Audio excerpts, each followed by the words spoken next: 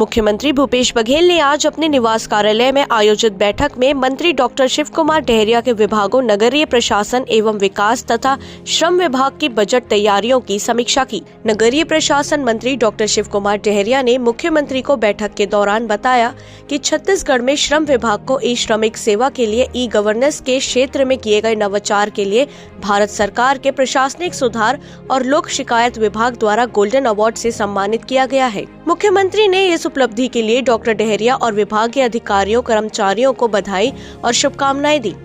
वहीं मीडिया से चर्चा करते हुए नगरीय प्रशासन मंत्री ने आगामी बजट को लेकर कहा कि प्रदेश की जनता को जो मूलभूत सुविधाएं मुहैया कराई जाए उसको लेकर सरकार काम कर रही है, जिसमें सड़क, पानी, बिजली और सफाई जैसी चीजों के लिए इस बार के बजट में पर्याप्त व्यवस्था रखी गई है। आने वाले समय में इस व्यवस्था को और दुरुस्त करने का काम किया जाएगा। हमारे विभाग में जो मूलभूत सुविधाएं लोगों को मिलनी चाहिए उस दिशा में हमारी सरकार पूरी तरह से काम कर रही है और सड़क के लिए, पानी के लिए, बिजली के लिए, सफाई के लिए, इन सब चीज़ों के लिए हमारे बजट में पर्याप्त व्यवस्था रखी गई है और आने वाले समय में हम इस व्यवस्था को और बेहतर बनाएंगे। माननीय मुख्यमंत्री जी का भी दृष्टिकोण इस दिशा में काफ़ी है और मुख्यमंत्री जी के निर्देशानुसार नगरीय निकाय में जो अच्छा काम होना चाहिए वो अभी हो रहे हैं।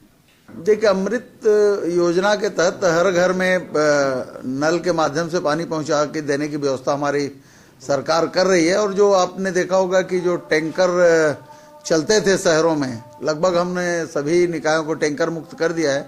आने वाले समय में हर घर में नल के माध्यम से पानी पहुंचा कर देंगे। सफाई व्यवस्था को और ज़्यादा बेहतर करेंगे और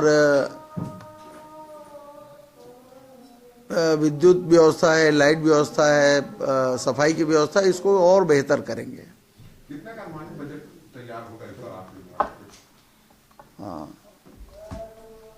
हमारे बजट में जो पिछले बजट था उसमें लगभग